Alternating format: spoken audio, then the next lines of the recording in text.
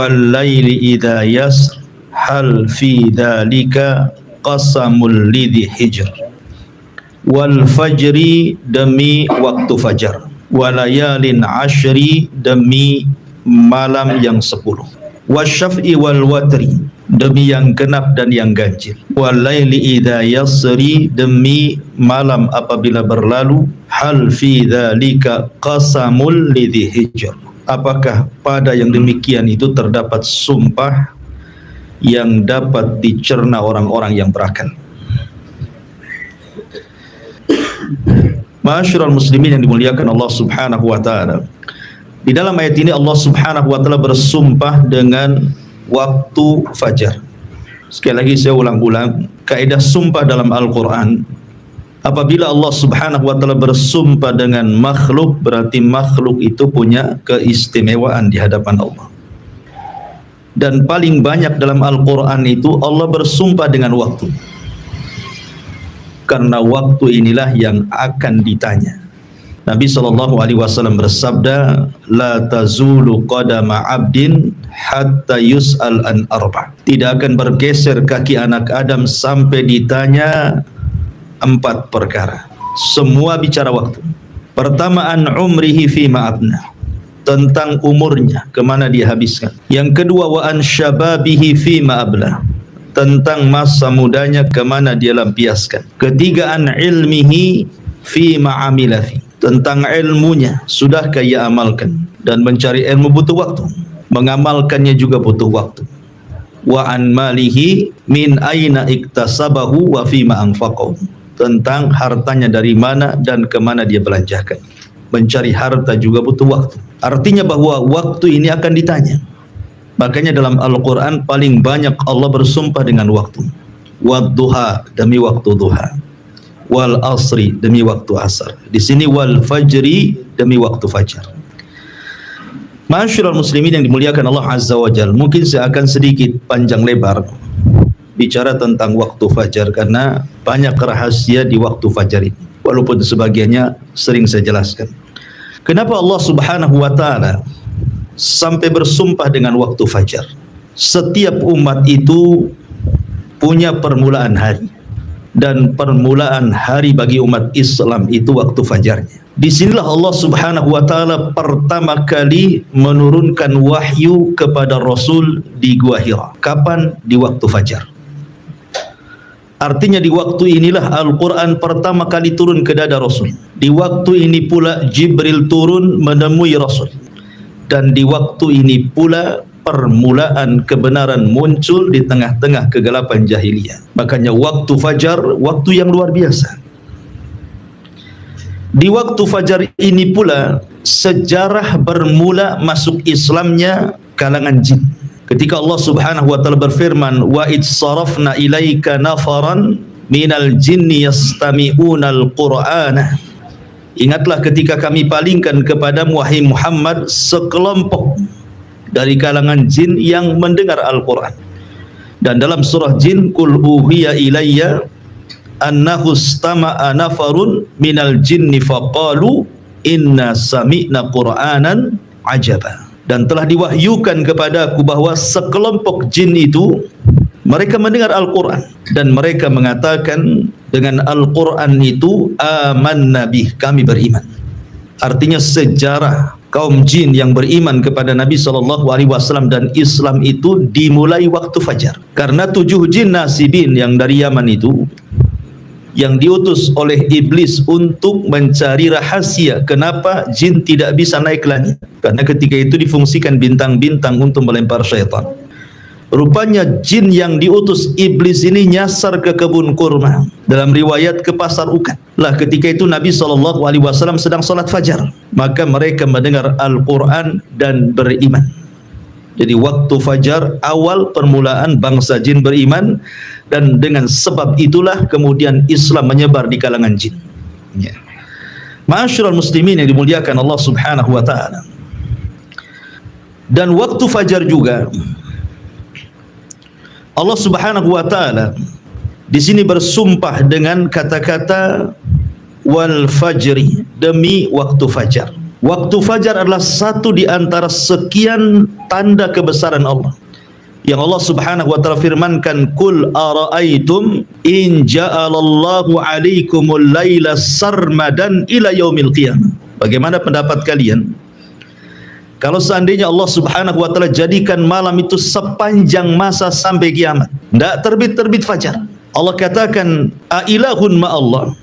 Apakah di sana ada Tuhan selain daripada Allah Subhanahu wa taala yang bisa mendatangkan cahaya? Kan tidak ada kecuali Allah.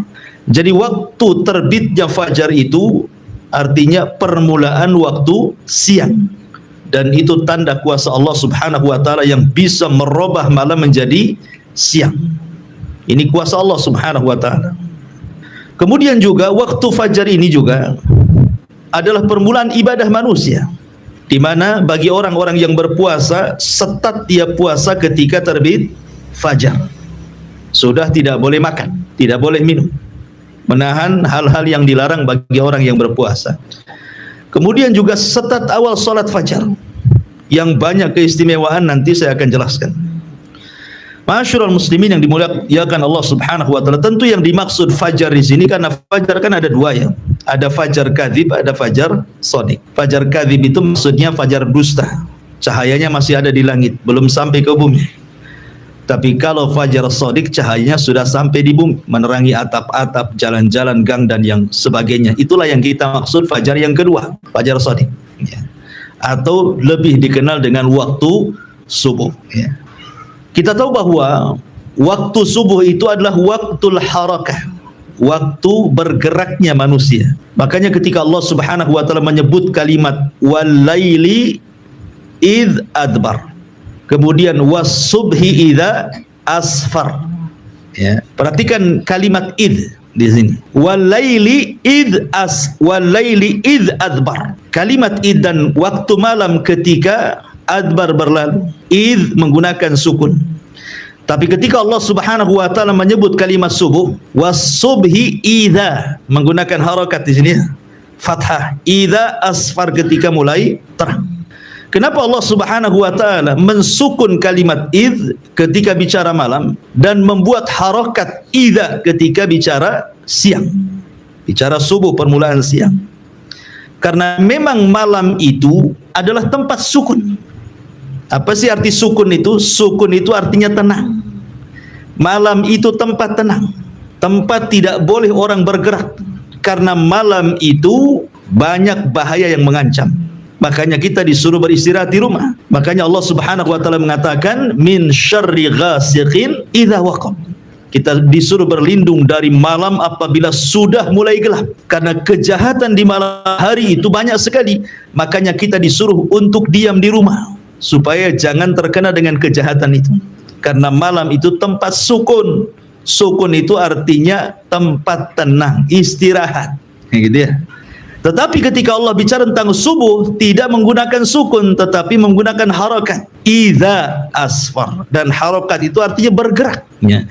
Karena permulaan bergeraknya manusia itu di waktu subuh. Begitulah Allah Subhanahu wa taala jadikan siang untuk bergerak, dan Allah jadikan malam untuk sukun, tenang. Allah katakan wa ja'alna an-nahara ma'asha wa ja'alna al-laila libasa wa ja'alna an-nahara ma'asha, dan kami jadikan malam itu untuk pakaian selimut bagi kalian, sebagaimana Allah jadikan siang itu untuk mencari maisha. Makanya Allah juga membuat suasana dibedakan. Kalau suasana malam itu cenderung dingin, ya kan? Cenderung dingin karena tidak ada matahari, sehingga cocok untuk istirahat, ya. Tapi kalau siang Allah buat matahari sehingga panas, sehingga cocok untuk bergerak. Dan permulaan pergerakan manusia itu di waktu subuh. Makanya para ulama mengatakan selambat-lambatnya seorang muslim bangun itu di azan pertama. Kan azan subuh 2 kali, ya, azan subuh itu 2 kali kan. Azan pertama itu untuk membangunkan solat subuh, dan azan kedua itu untuk solat subuh. Selambat-lambatnya seorang mukmin itu bangun di azan pertama, ya. Jangan sampai bangun di azan kedua, karena Nabi SAW di azan pertama menghentikan para qiyamul lail dan mengatakan beristirahatlah kalian dan bangunlah bagi orang-orang yang tidur, kata Rasul. Jadi Rasul memerintahkan orang yang qiyamul lail stop di adzan pertama, disuruh istirahat karena lelah dia sudah beribadah. Tetapi bagi orang-orang yang tertidur disuruh bangun. Ya, makanya adzan pertama itu sudah bangun seorang mukmin untuk persiapan salat subuh, gitu maksudnya. Ma'asyiral muslimin yang dimuliakan Allah Azza wa Jalla, dalam hadis Bukhari riwayat Abdullah ibn Abbas radhiyallahu anhuma, Nabi SAW mengatakan, nusirtu bis saba wa uhlikatil adu bid-dabur. Kata Nabi SAW, aku ditolong dengan angin subuh dan kaum Ad dihancurkan dengan dabur angin sore. Di sini menunjukkan bahwa terkadang angin itu ada angin yang membawa rahmat, ada angin yang membawa adab. Kapan angin itu membawa rahmat? Ketika di waktu subuh, itu angin membawa rahmat yang disebut dengan angin sobah. Syurul muslimin yang dimuliakan Allah Subhanahu wa taala. Lah, waktu subuh ini sampai-sampai Nabi SAW, kenapa apabila menyerang sebuah kaum, dalam sebuah hadis yang dikeluarkan Imam Bukhari, Nabi SAW itu tidak pernah menyerang musuh di waktu siang, tidak pernah menyerang musuh di waktu sore, tidak pun menyerang musuh di waktu malam. Nabi kalau menyerang musuh itu menunggu waktu subuh, ya, menunggu waktu subuh. Jadi apabila kemudian di sebuah daerah yang hendak diserang itu dia mendengar suara azan, maka Rasul tidak akan menyerang, berarti daerah itu dianggap daerah muslim. Tapi kalau seandainya dia tidak mendengar azan, maka Rasul akan menyerbunya. Dari sini kata Syekhul Islam Ibn Taimiyah rahimahullahu taala, bahwa di antara perbedaan biladul muslim wa biladul kufar, negeri dikatakan negeri Islam dan negeri dikatakan negeri kafir itu, salah satunya apabila masih terdengar suara azan. Kalau suara azan di mana-mana, berarti negeri itu negeri Islam. Walaupun mungkin di undang-undang negara itu tidak 100% mengamalkan undang-undang Islam, tetapi negeri itu bebas, suara azan itu mantul dari satu tempat ke tempat yang lainnya, berarti negeri itu negeri Islam. Hanya semata-mata mendengar azan, karena azan itu bagian syiar, gitu ya, bagian syiar. Berarti ketika syiar nampak, berarti negeri itu negeri Islam. Karena ada sebagian firqah di negeri kita ini yang mudah mentogut-togutkan negara. Bahwa negara kita ini negara togut, presidennya togut, menterinya togut, maka siapa yang dukung togut? Jadi enggak togut dia aja. Kan gitu ya. Tapi sudah dibubarkan sama pemerintah, alhamdulillah ya. Ma'asyiral muslimin yang dimuliakan Allah Subhanahu wa taala. Lah, Nabi SAW kalau tidak mendengar suara azan, maka Rasul menyerbu. Makanya dalam surah Al-Adiyat, apa kata Allah Subhanahu wa taala? Fal mughirati subha. Ketika Nabi SAW dihabar khawakan oleh orang-orang munafik, ketika mengirim pasukan Ali dan beberapa orang, kemudian ada kabar bahwa pasukan itu mati, kudanya dirampas dan yang lain sebagainya, Allah turunkan surah Al-Adiyat. Salah satu lafadznya dalam surah Al-Adiyat itu fal mughirati subha, bahwa Ali dan pasukannya itu sedang menyerbu musuh di waktu subuh. Ya, jadi para sahabat mengikuti sunnah Nabi SAW menyerbu di waktu subuh, karena disitulah ada angin kemenangan yang disebut dengan angin sobah, yang diteliti oleh para ilmuwan kedokteran dan kesehatan bahwa angin itu membawa kesehatan yang luar biasa. Ya, angin itu membawa kesehatan yang luar biasa apabila seseorang terkena angin di pagi hari. Makanya sering saya nasihatkan, kalau habis subuh buka jendela, buka pintu biar angin itu masuk. Ya, itu angin membawa rahmat dan juga kesembuhan penyakit. Ma'asyiral muslimin yang dimuliakan Allah Azza wa Jalla, Aisyah radhiyallahu anha pernah mengatakan, laqad kana an-nabiy sallallahu alaihi wasallam yusallil fajr fatashhadu ma'ahu nisa'un minal mu'minati mutalaffi'atin bimurutihin thumma yarji'na ila buyutihin ma ya'rifuhunna ahadun minal ghalas. Kata Aisyah radhiyallahu anha, Nabi SAW pernah mengerjakan salat subuh dan hadir wanita-wanita mukminah bersama beliau berselimutkan kain-kain murut, lalu mereka kembali ke rumah-rumah mereka, tidak ada seorang pun yang mengenali mereka karena gelap. Kalau kita melihat hadis-hadis Rasul tentang solat berjamaahnya wanita di zaman Rasul, sahabiah-sahabiah itu, Anda tidak akan dapat riwayat mereka solat jamaah di waktu zuhur, di waktu asar, di waktu maghrib, di waktu isya, kecuali subuh. Ya, coba cek riwayat. Sahabiah itu mereka di waktu subuh suka ikut berjamaah bersama Nabi. Tapi di solat-solat yang lainnya tidak ada riwayatnya. Bukan berarti kemudian wanita tidak boleh solat berjamaah di masjid di solat duhur, asar, maghrib, bisa boleh, tidak ada masalah. Tetapi di rumah mereka lebih baik kan begitu. Tetapi khusus solat fajar ada riwayatnya. Wanita-wanita itu keluar rumah untuk solat fajar. Kenapa? Sekali lagi karena mencari berkah waktu pagi. Karena Nabi SAW bersabda, Allahumma barik li ummati fi bukuriha. Ya Allah, berkahi umatku di waktu paginya. Ya Allah, berkahi umatku di waktu paginya. Makanya mereka keluar mencari berkah sepanjang perjalanan dari rumah itu ke masjid. Ya, makanya rugi kalau seandainya orang-orang yang tidak keluar ke masjid dalam melaksanakan sholat fajar. Itu waktu berkah. Ada angin soba di situ. Ya. Kemudian di sini juga ada faedah bahwa lihat bagaimana wanita-wanita ini keluar, mereka mengenakan dan menutup jilbab-jilbab mereka. Padahal gelap. Gelap saja mereka pakai jilbab, artinya menutup aurat, apalagi terang gitu ya. Menunjukkan bahwa para sahabiah Nabi SAW teramat sangat malu kepada diri mereka. Gelap-gelap pun mereka pakai menutup aurat semuanya. Apalagi tidak gelap gitu ya. Ya, sekarang terbalik gitu. Gelap makin dibuka, terang pula ditutup. Ya. Ma'asyiral muslimin yang dimuliakan Allah Azza wa Jalla. Ini secara umum keutamaan waktu fajar. Ya. Kemudian juga waktu fajar ini kalau kita melihat sejarah, Fir'aun itu dihancurkan di waktu fajar. Di tanggal 10 Muharram di waktu fajar, Fir'aun itu ditenggelamkan. Ditenggelamkan oleh Allah Subhanahu wa taala, disaksikan oleh Musa dan Bani Israel. Makanya ketika Musa melihat Fir'aun ditenggelamkan di waktu fajar, dia berpuasa sebagai bentuk syukurnya. Makanya ketika Rasul kemudian hijrah dari Mekah ke Madinah, melihat orang-orang Yahudi sedang berpuasa di tanggal 1 Muharram, di tanggal 10 Muharram itu, kata Rasul, "Ini puasa apa kalian?" Maka orang-orang Yahudi mengatakan, "Kami berpuasa dalam rangka menghormati Nabi kami Musa karena diselamatkan dari kejaran Fir'aun yang ditenggelamkan kapan? Di waktu fajar di tanggal 10 Muharram." Makanya Musa berpuasa, kami pun berpuasa. Maka Rasul mengatakan, "Nahnu atau ana ahaqqu bi Musa." Saya lebih berhak menghormati Musa dibandingkan kalian.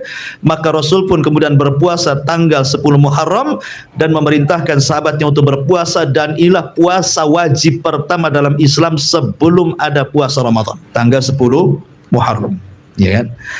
Ma'asyiral muslimin yang dimuliakan Allah Azza wa Jalla, adapun keutamaan yang luar biasa salat fajar itu.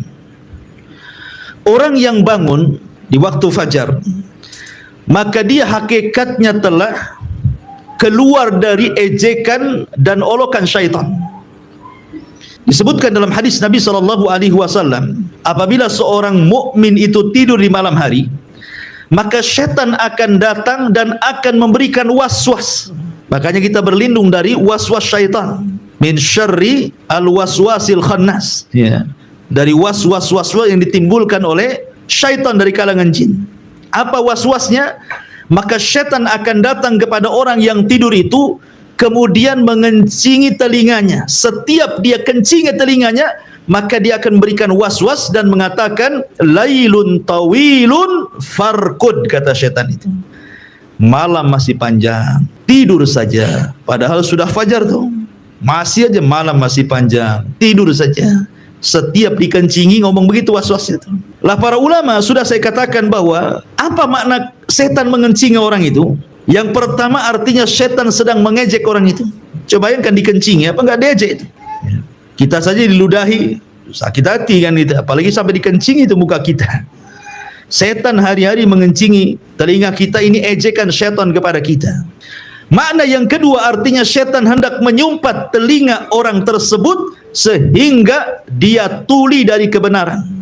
Apapun nasihat kepada dia ditolaknya. Makanya orang yang jarang sholat fajar maka keras hatinya dan sulit mendapatkan nasihat.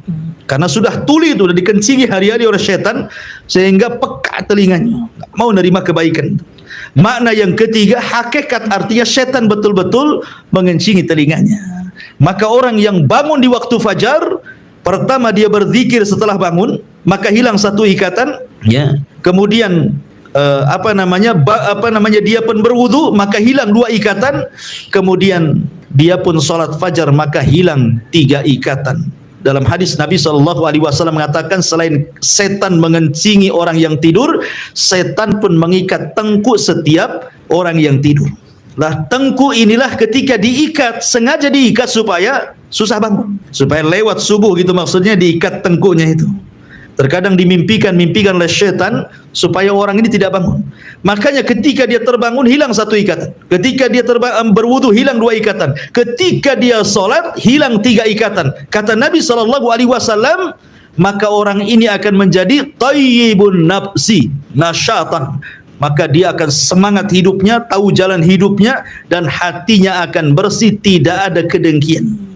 Tetapi kalau dia tidak bangun, maka sebaliknya kata Nabi SAW, wa illa khabithun nafsi kaslan, dia menjadi pemalas dan juga hatinya dikotori dengan hasad dan kedengkian. Bahkan sebagian para ulama mengatakan khabithun nafsi artinya akan banyak masalah-masalah yang menimpa tanpa tahu apa sebabnya. Jadi orang yang tidak pernah sholat subuh itu akan banyak masalah itu, ya. Ma'asyiral muslimin yang dimuliakan Allah Azza wa Jalla. Adapun tentang khususnya sendiri, ya, bahwa waktu fajar itu ada solat fajar. Solat fajar ini juga banyak keistimewaan luar biasa, di mana Allah Subhanahu wa taala akan berikan cahaya di wajahnya. Tidak mesti harus hitam jidatnya, tidak, ya. Tetap Allah Subhanahu wa taala berikan cahaya bukan hanya di dunia saja, tapi juga di akhirat. Kan Nabi SAW mengatakan, basyaril masyaina fi dzulumatil laili bin nuri tama yaumal qiyamah. Kabar gembirakan kepada orang-orang yang berjalan di malam hari, maksudnya untuk melaksanakan fajar, bahwa dia akan mendapatkan cahaya yang sempurna pada hari kiamat. Dan itu yang kita inginkan.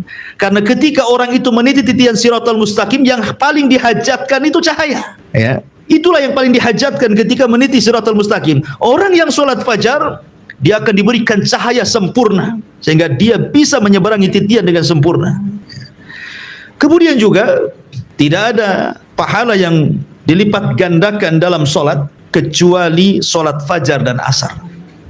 Itu dilipat gandakan tuh pahalanya, fajar dan juga asar.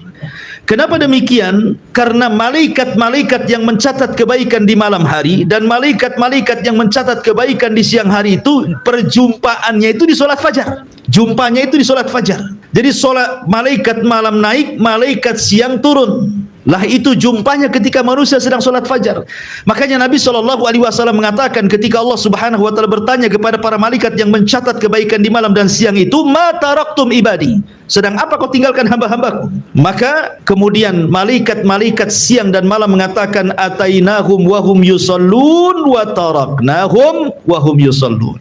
Kami datang mereka sedang solat, kami tinggalkan mereka sedang solat. Artinya solat fajar dicatat oleh malaikat malam plus dicatat oleh malaikat siang, didobelkan pahalanya. Apalagi kemudian di antara sebab orang itu mudah masuk surga adalah orang yang menjaga solat fajar. Kata Rasulullah SAW, man hafadha ala baradaini dakhalal jannah. Siapa yang menjaga 2 solat maka dijamin masuk surga. Maksudnya kata para ulama, baradaini di sini salatul fajri wa salatul asri, salat fajar dan salat asar. Ya, jadi salat fajar salah satunya adalah penjamin orang masuk surga. Bahkan lebih daripada itu, kata Nabi SAW, man shallal fajri fi jama'atin thumma qa'ada yadhkurullaha hatta tatlu asy-syamsu thumma shalla rak'ataini kanat ka ajri hajjatin wa umratin tamman. Barang siapa yang sholat fajar berjamaah, tentu di masjid, kemudian dia setelah itu berduduk mengingat Allah Subhanahu wa taala sampai terbit matahari, kemudian dia sholat 2 rakaat syuruk, apa pahalanya? Seperti haji dan umrah secara sempurna. Dan itu tidak didapati dalam sholat-sholat yang lainnya. Mendapatkan ibadah haji dan umrah loh, tanpa harus pergi ke Mekah sana, itu kan luar biasa. Hanya duduk setelah sholat fajar sampai terbit matahari, itu pahalanya sudah luar biasa. Bahkan lebih daripada itu, orang yang sholat fajar, maka dia akan mendapatkan perlindungan sampai waktu sore hari. Fi dhimmatillah. Kata Nabi SAW, Man shalla subha fahuwa fi dhimmatillah. Barang siapa yang salat subuh, bahkan satu hari itu dia mendapatkan jaminan perlindungan Allah. Artinya kalau dia salat subuh, betul-betul salat subuh, berarti tidak perlu takut dalam siang itu. Tidak perlu takut dari orang yang hasad apabila hasad. Tidak perlu orang takut apabila orang sedang menyihir apabila dia menyihir. Tidak perlu orang takut apabila orang sedang dengki, sedang menzalimi, dan begitu seterusnya, karena orang ini mendapatkan naungan dan perlindungan Allah kalau dia betul-betul melaksanakan salat subuh. Ini jaminan loh dari Nabi sallallahu alaihi wasallam, man shalla subha fahuwa fi dhimmatillah. Barang siapa yang salat subuh berarti satu hari itu dia dalam lindungan Allah Subhanahu wa taala. Bahkan kata para ulama, min fadli salatil fajri fi waqtiha annaha tajlibur rizqal wasi'. Bahwa orang yang salat subuh pada waktunya, maka hakikatnya dia sedang membentangkan rizkinya yang luas. Makanya Nabi SAW tadi sudah saya singgung, doanya adalah Allahumma barik li ummati fi bukuriha. Ya Allah, berkahi umatku di waktu paginya. Makanya lihat para sahabat Nabi SAW ketika mereka meninggalkan sholat subuh pada waktunya, walaupun satu kali seumur hidupnya, itu menjadi penyesalan sampai wafatnya. Itu sahabat Nabi itu. Jadi dia tidak sholat subuh pada waktunya satu kali seumur hidupnya, tapi menjadi penyesalan sampai wafatnya. Anas bin Malik radhiyallahu anhu yang pernah saya ceritakan, ketika menyerbu satu daerah di bawah kekuasaan Persia, namanya Tustar, kota terbesar juga di bawah kekuasaan Persia. Di zaman Umar bin Khattab radhiyallahu an, Umar mengutus para sahabat untuk menaklukkan Tustar. Subhanallah. Orang-orang Persia sama dengan orang Yahudi suka membuat benteng, sehingga untuk menghancurkan benteng itu sulit banget, ya. Sehingga para sahabat kewalahan sampai sebulan, 2 bulan, 1 tahun, 1 tahun lebih, sampai 1 tahun setengah loh, untuk merobohkan benteng itu tidak bisa. Karena musuh itu selalu memanah menombak dari atas, sehingga tidak bisa mendekati benteng. Sampai 1 tahun setengah loh. Bayangkan pengepungan yang cukup lama itu bisa membuat kekalahan loh, karena namanya orang ngepung itu perlu biaya, perlu makan, perlu istirahat, dan begitu seterusnya kan gitu. Tapi Allah Subhanahu wa ta'ala takdirkan benteng itu roboh di waktu fajar. Subhanallah. Benteng itu roboh di waktu fajar. Karena waktu fajar itu waktu lengahnya manusia, lagi ngantuk-ngantuknya kan itu. Robohlah benteng itu. Masuklah tentara kaum muslimin, kemudian mampu menaklukkan Tustar dalam waktu sesingkat-singkatnya. Mulai terbit fajar sampai terbit matahari, kalah Tustar itu. Padahal ngepungnya 1,5 tahun tuh. Gitu ya. Naklukannya hitungan jam. Setelah kemudian para sahabat menaklukkan Tustar dan matahari sudah terbit, baru kemudian mereka sholat subuh setelah matahari meninggi. Artinya mereka sholat subuh di luar waktu. Dan ini pernah dilakukan Rasul ketika perang Ahzab, kan? Rasul harus menjaga parit, sebab kalau tidak dijaga musuh itu akan meloncat dengan kuda-kuda mereka, sehingga Rasul tidak bisa meninggalkan untuk melaksanakan sholat. Meleng aja sedikit kuda masuk, makanya Rasul harus terus fokus gitu ya, sampai akhirnya di waktu maghrib Rasul dan sahabat belum sholat asar. Ketika datang waktu maghrib baru Rasul dan sahabat sholat asar. Artinya Rasul pun pernah melaksanakan sholat di luar waktu karena peperangan kan itu. Anas bin Malik radhiyallahu an apabila disebutkan perang Tustar selalu menangis. Kenapa? Sampai ditanya, bukankah perang Tustar Allah menangkan? Kenapa engkau menangis, wahai Anas? Kata Anas bin Malik radhiyallahu an, aku tidak menyesali perang Tustar. Itu kemenangan dan kebahagiaan dan nikmat Allah yang Allah anugerahkan kepada kita kaum muslimin. Tapi aku menangis apabila disebutkan perang Tustar, karena ketika itu aku tidak sholat subuh pada waktunya, melainkan setelah terbit matahari. Dan itu menjadi penyesalan Anas ibn Malik sampai wafatnya. 1 kali loh ya, dia tetap sholat, cuman sholat di luar waktu, dan itu pun karena darurah, namanya perang ya. Ada waktu-waktunya tidak bisa kita melaksanakan sholat khauf ketika genting-gentingnya perang. Makanya Rasul pun pernah meninggalkan asar dan waktu sholat asar di waktu maghrib. Begitu juga sahabat sholat fajar ketika terbit matahari. Artinya ada kemimpinan satu subuh kan, secara hukum fikih tidak ada masalah. Anas bin Malik radhiyallahu anhu dan bagi para sahabat yang lain, bahwa sholat tepat waktu itu, apalagi sholat fajar, itu sesuatu yang berharga bagi mereka. Jangankan sholat wajibnya, sholat sunnahnya saja lebih baik dibandingkan dunia dan isinya kan itu. Rak'atai al-fajri khairun minad dunya wa ma fiha.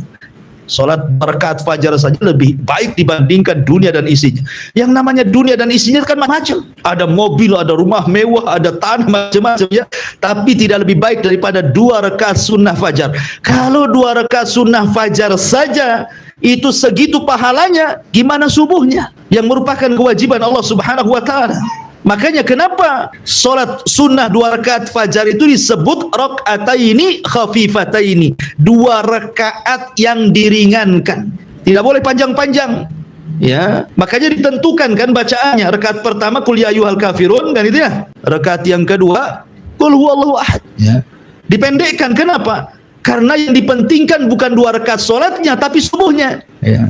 Nanti kalau kelamaan 2 rakaat fajarnya, nanti lemas ketika subuhnya. Tidak mungkin orang mendahulukan yang sunnah dibandingkan yang wajib, kan begitu ya. Makanya dibuat ringanlah solat itu supaya subuh bisa dipanjangkan. Makanya sependek-pendeknya Rasul solat subuh itu paling pendek membaca 100 ayat dalam Al-Quran. Di antara sekian solat yang disunahkan dipanjangkan itu solat subuh. Solat subuh itu dipanjangkan dibandingkan solat-solat yang lainnya, karena paling pendek Rasul membaca 100 ayat di solat subuh itu, menunjukkan panjang dibandingkan solat yang lain. Ma'asyiral muslimin yang dimuliakan Allah Azza wa Jalla, apalagi yang lebih hebat dibandingkan itu, orang yang menjaga solat fajar, ikhwan, itu akan mendapatkan kenikmatan yang paling besar dari semua nikmat yang ada di dunia dan semua nikmat yang ada di surga. Dia akan mendapatkan kenikmatan yang lebih besar dibandingkan semua nikmat yang ada di bumi, bahkan semua nikmat yang ada di surga. Apa itu?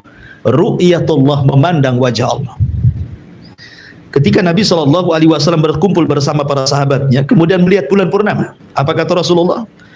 Kata Nabi SAW, innakum satarawna rabbakum kama tarawna hadzal qamar la tudamuna fi ru'yatihi fa istata'tum alla taghlibu ala salati qabla tulu'i syamsi wa qabla ghurubiha faf'alu, kata Rasulullah. Kalian akan melihat Rabb kalian sambil melihat bulan, kata Rasul. Kalian akan melihat Rabb kalian seperti kalian melihat bulan itu, tidak berdesak-desakan. Ya kan, kalau lihat bulan kan gak berdesak-desakan kan, karena tinggal nengok aja ke atas nampak bulan kan. Rasul ingin menyamakan cara melihat, bukan Allah seperti bulan, bukan, cara melihat ya.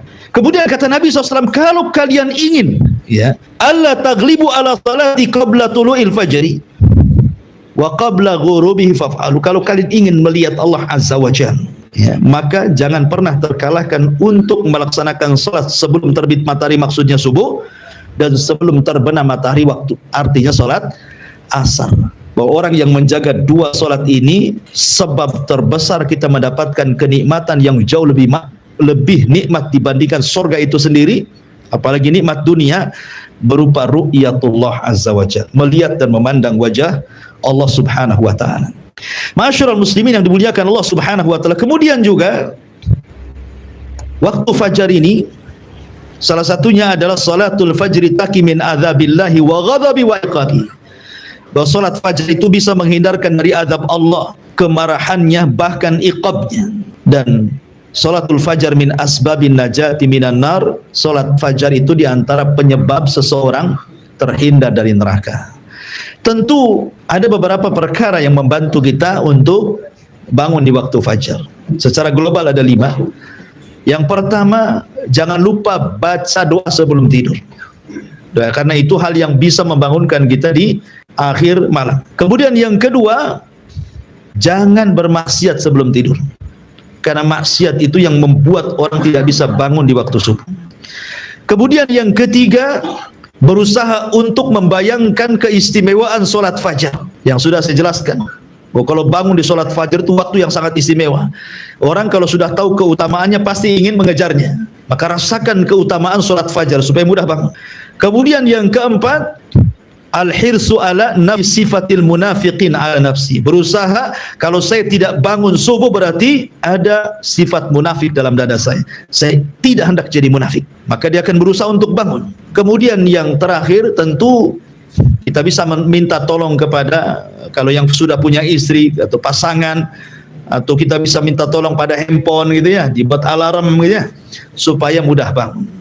Makanya di sini karena sedemikian rupa pahala ibadah di waktu fajar ini, dan waktu fajar sendiri adalah waktu yang sangat istimewa, makanya Allah Subhanahu wa taala bersumpah wal fajri, demi waktu fajar. Ini yang pertama. Kemudian Allah mengatakan walayalin ashri. Layalin ashr. Ada 4 penafsiran. Layalin ashri, malam yang 10 itu apa saja? Yang pertama, malam yang 10 itu artinya menurut saya Imam Ibn Utsaimin rahimahullahu taala, dan ini yang dikuatkan pendapatnya oleh beliau, maksudnya malam 10 di sini artinya 10 malam akhir Ramadan. Tanggal 20 Ramadan sampai selesai disebut Ashrul Awakhir, malam-malam akhir Ramadan, 10 awal Ramadan. Kenapa Allah Subhanahu wa taala jadikan sumpah? Karena di 10 malam akhir Ramadan terdapat malam terbaik dalam setahun yang disebut dengan Lailatul Qadar. Makanya dijadikan sumpah walayalin ashri. Ini satu pendapat. Pendapat yang kedua, maksudnya layalin ashri di sini artinya 10 awal bulan Dzulhijjah. Diitlaqkan malam mencakup siang. Ya, jadi kalimat malam tidak mesti harus malam, bisa juga disebut siang, karena dalam bahasa Arab ini terkadang kalimat yang sama, contoh namanya baina likulli adzanaini salatun, baina kulli adzanaini salatun, di antara dua adzan itu ada salat. Maksudnya adzan yang pertama adzan yang kita ma'ruf, adzan yang kedua maksudnya qomat gitu ya. Jadi apabila disebut malam itu juga mencakup siang. Makanya ketika para ulama membahas ada enggak qobliyah Jumat, ada enggak hukum qobliyah Jumat, ya, menjadi khilaf para ulama. Ada yang mengatakan ada qobliyah Jumat, berdalil dengan setiap 2 adzan itu ada sholat di situ, maksudnya adzan dan qomat. Mereka berdalil dengan dalil ini. Tetapi bukan qobliyah yang dimaksud para ulama. Jadi yang membolehkan qobliyah Jumat itu bukan artinya sholat rawatib, bukan sholat rawatib kayak ba'diyah qobliyah, bukan. Maksudnya hadis di antara 2 adzan itu sholat, maksudnya sholat nafilah, sholat sunnah, gitu maksudnya ya. Jadi antum boleh sholat di antara 2 adzan, ya.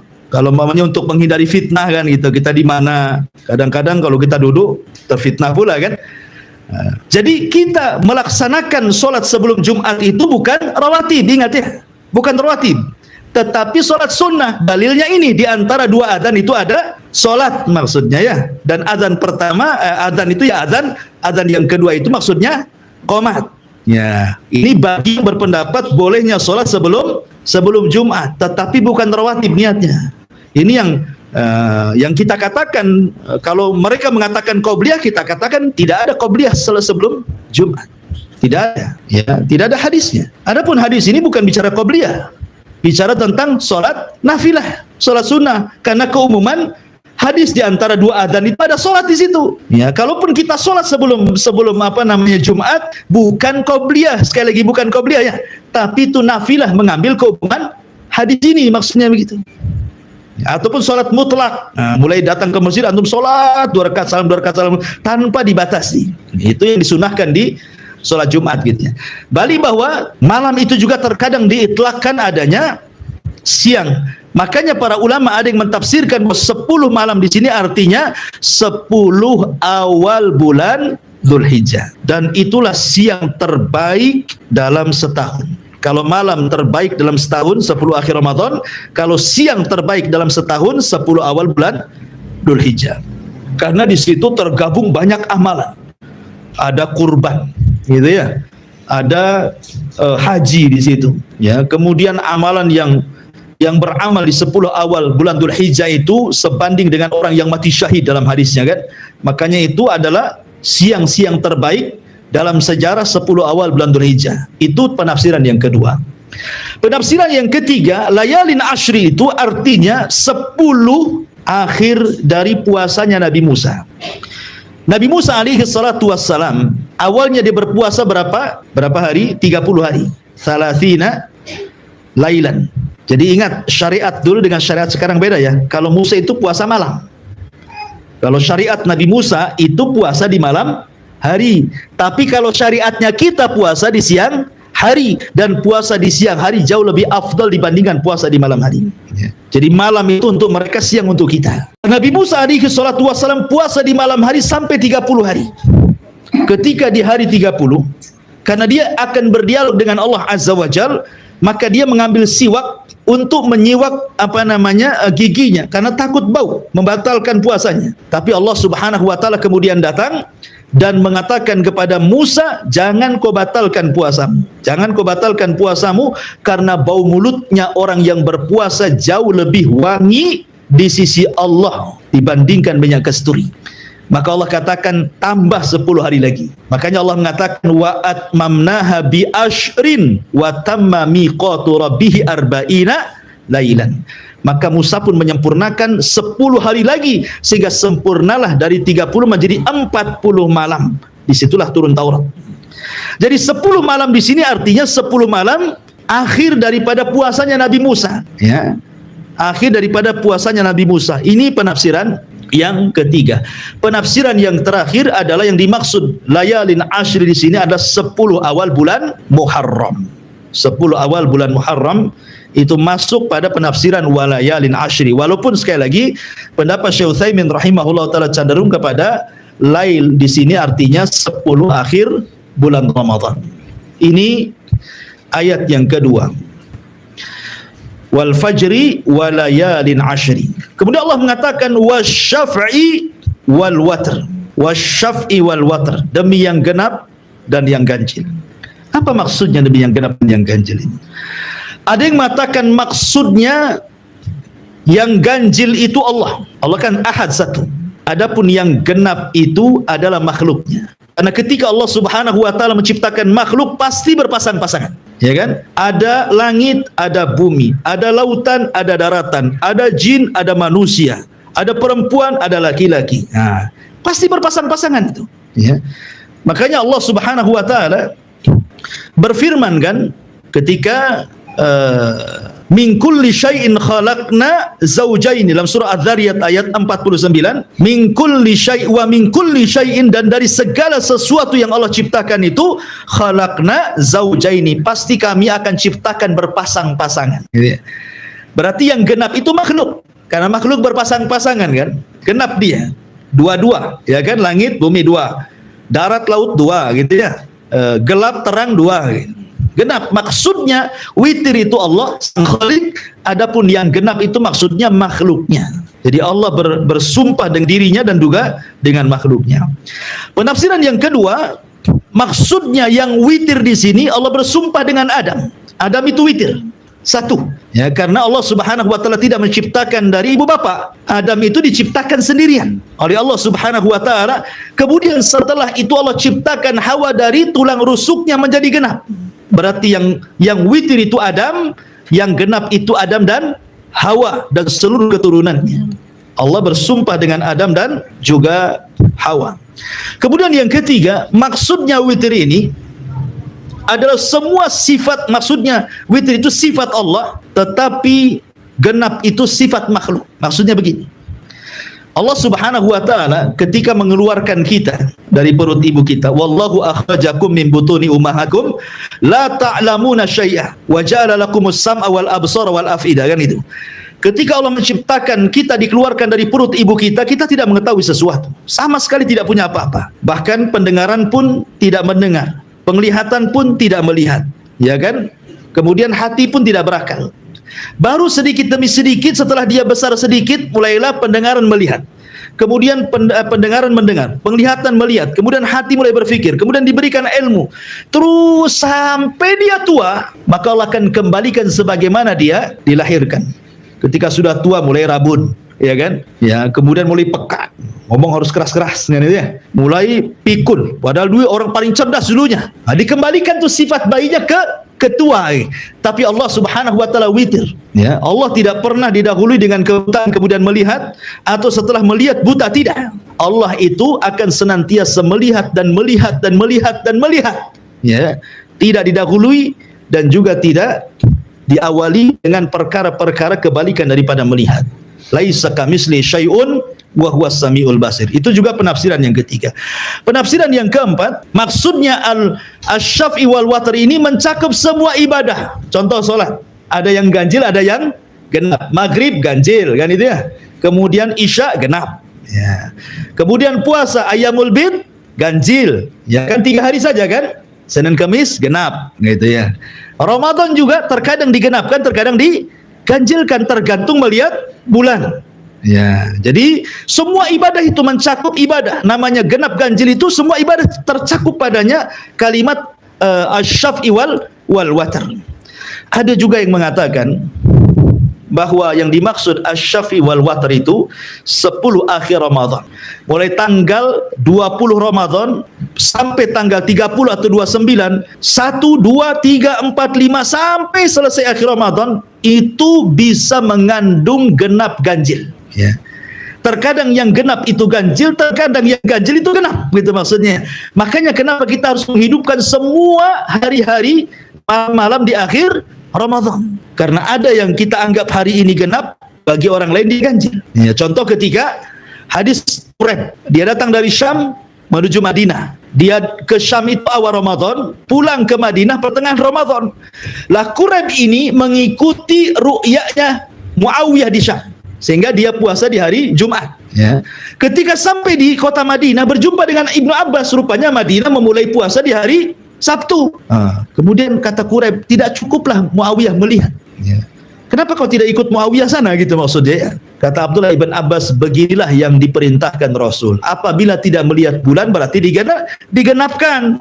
Makanya kami puasanya Sabtu, mereka Jumat. Ketika kita anggap ini ganjil, di sana dianggap genap. Dan sebaliknya begitu. Ya. Jadi ada yang mentafsirkan juga seperti itu. Itulah wasyaf'i wal watr. Kemudian Allah mengatakan wal laili idza yasri, dan demi malam apabila telah berlalu. Maksudnya apabila malam itu masuk meninggalkan siang dan masuk waktu malam. Maksudnya di sini ada yang mentafsirkan bahwa kapan itu malam? Ada yang mengatakan malam itu dimulai dari waktu asar. Malam itu dimulai dari waktu asar. Ada juga yang berpendapat malam itu dimulai waktu maghrib. Adapun malam yang dimulai waktu asar, karena hadis Nabi SAW tentang ta'aqub al-malaika, pergantian malaikat siang malam yang mencatat kebaikan, berjumpanya di waktu sholat asar. Ya, jadi malaikat malam yang akan mencatat amalan kebaikan kita di malam hari itu, mereka turun di waktu asar. Berarti asar itu waktu malam bagi ta'aqubatil malaika. Ya, pergantian malaikat siang dan malam dimulai waktu asar. Disitulah waktu dicatatnya 2 pahala malaikat siang dan malam. Makanya sebagian ulama mengatakan malam itu dimulai waktu asar. Berarti kalau kita cerita tentang i'tikaf, berarti masuknya di waktu asar. Ketika kita bicara tentang Lailatul Qadar, berarti Lailatul Qadar itu dimulai di waktu asar. Gitu maksudnya. Bagi pendapat ini. Ya. Pendapat yang kedua, tidak, malam itu di waktu maghrib. Ketika terbenam matahari itulah malam. Ya, itulah malam gitu. Jadi ada 2 pendapat tentang apa itu malam. Ya, malam itu maksudnya setelah maghrib, karena disitulah ada waktu sholat maghrib. Nanti terus ke malam lagi ada isya, ke malam lagi ada witir ya setelah isya, sampai sepertiga malam sampai subuh. Jadi banyak amalan di malam hari. Dan saya sudah jelaskan bahwa ibadah di malam hari lebih afdal dibandingkan ibadah di siang hari. Makanya Allah jadikan sumpah malam itu dalam suratul Fajr. Kemudian yang paling utama tentu di malam hari adalah 10 akhir atau sepertiga akhir malamnya. Kan malam itu kan ada permulaan, ada pertengahan, ada akhir. Yang paling utama dari malam itu adalah akhir malam, sepertiga malam akhir. Disinilah rahasia rizki, rahasia berkah, rahasia umur, rahasia macam-macam di sini. Ya, ketika Allah turun ke langit dunia, kemudian mengatakan siapa yang minta ku kasih, siapa yang berdoa ku kabulkan, siapa yang minta ampun ku ampuni. Maka kalau orang bangun di sepertiga malam, mintalah sesuatu yang akan berlalu setelah terbit fajar sampai terbenam matahari kembali. Disitulah rahasianya, ya, di sepertiga malam akhir. Dan yang terakhir Allah mengatakan di sini, hal fi dzalika qasamul lidzi hijr. Apakah pada yang demikian itu terdapat sumpah yang dapat diterima orang-orang yang berakal? Tentu orang yang berakal akan memanfaatkan hal-hal yang sudah saya jelaskan di sini. Ya, betapa banyak keutamaan waktu fajar, 10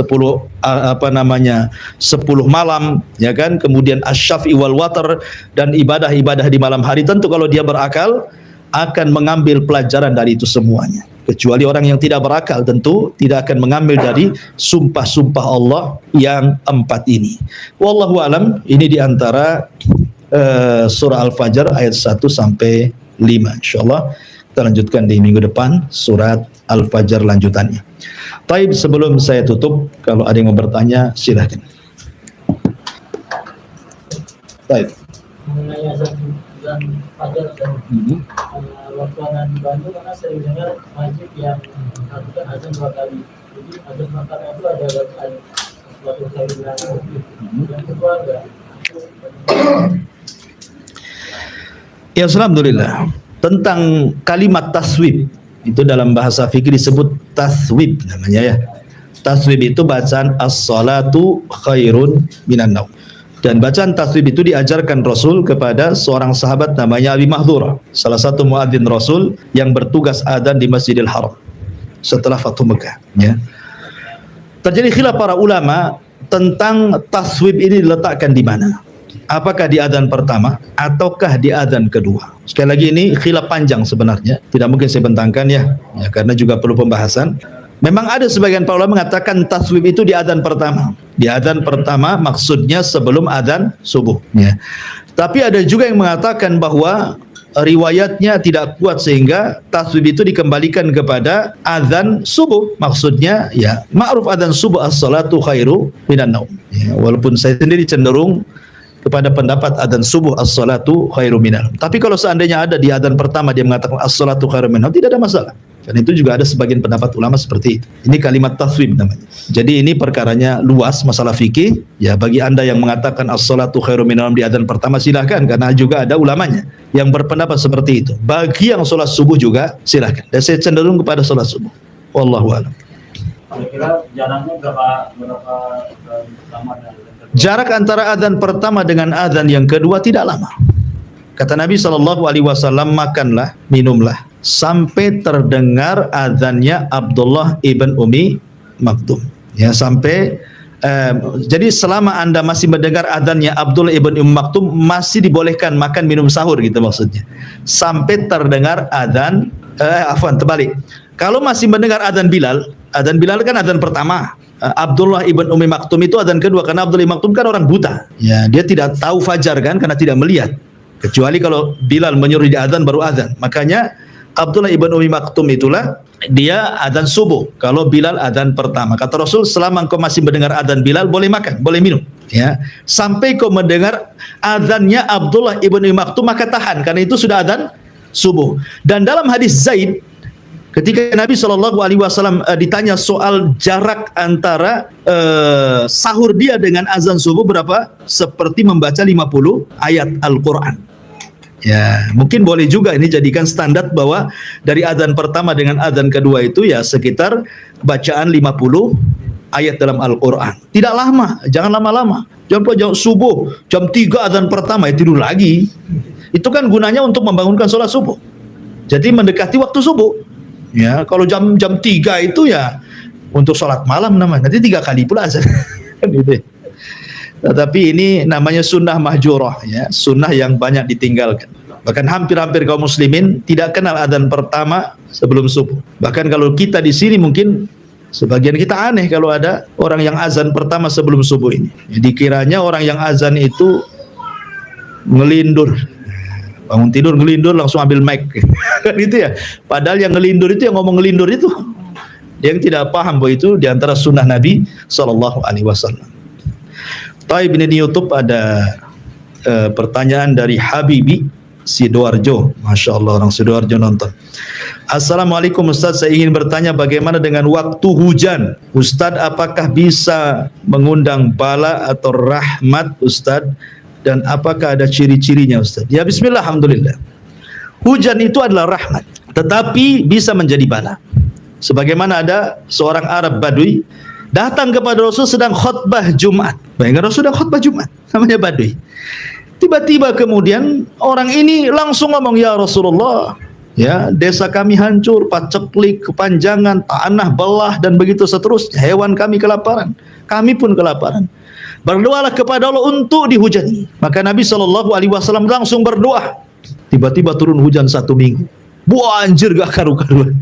Tadi minta hujan jadi banjir hujannya. Karena gak berhenti-berhenti hujannya. Jadi banjir, bukannya bawa rahmat, bawa bala jadinya. Minggu depannya dia datang kepada Nabi SAW dan mendoakan, ya Rasulullah, hujan kegedean, kata. Banjir desa kami itu, tolonglah hentikan, berdoalah kepada Allah. Maka Rasul berdoa kepada Allah dan mengatakan, Allahumma Allahumma hawalaina wala alaina, Allahumma alal akam wal ajdalah, akhir hadis lah pokoknya, lupa lafadznya. Ya Allah, pindahkan hujan itu, bahasanya. Pindahkan ke bukit-bukit, pindahkan ke gunung-gunung, ke tempat-tempat yang banyak pohonnya. Ya, jadi ada doanya untuk memindahkan bala supaya hujan itu tidak menjadi azab dan menjadi rahmat. Ada doanya. Seperti Nabi SAW berdoa seperti itu. Allahumma hawalaina wala alaina. Ya Allah, jangan sampai hujan ini menjadikan azab kepada kami, jadikan rahmat kami. Ya Allah, pindahkan hujan ini ke bukit-bukit, ke gunung-gunung gitu ya. Jadi ada. Ya, tidak semua, banyak kita lihat, kita saksikan saja kalau di Jakarta itu, di YouTube atau di TV itu kan sampai banjir masuk ke rumah sampai 1 pusar. Ya, masih untung kalau tingkat rumahnya, kalau nggak tingkat ya ngungsi lah dia. Yang terkadang bisa menjadi bala, terkadang juga menjadi rahmat. Ya, rahmat dari Allah Subhanahu wa taala. Tapi hujan itu walaupun dicela, ya tetap saja hujan, dia makhluk Allah Azza wa Jalla, nggak peduli dengan celaan kita. Ya, maka jangan pernah mencela hujan. Tetapi berdoalah kepada Allah agar hujan ini dipindahkan ke tempat lain. Jangan dicela. Ya. Karena dia makhluk Allah. Allah yang memerintahkan, seperti matahari. Kan ada orang yang mencela matahari. Ketika tidak ada hujan, matahari masih dicela saja. Oh, panas katanya. Kapan hujan? Sekali hujan, kapan panas? Matahari dicela, tetap saja dia begitu. Karena matahari itu terbit ke atas dasar perintah Allah. Ya. Maka kita tidak boleh mencela hujan, mencela matahari, mencela itu semua sama dengan mencela yang menciptakannya Allah Subhanahu wa taala.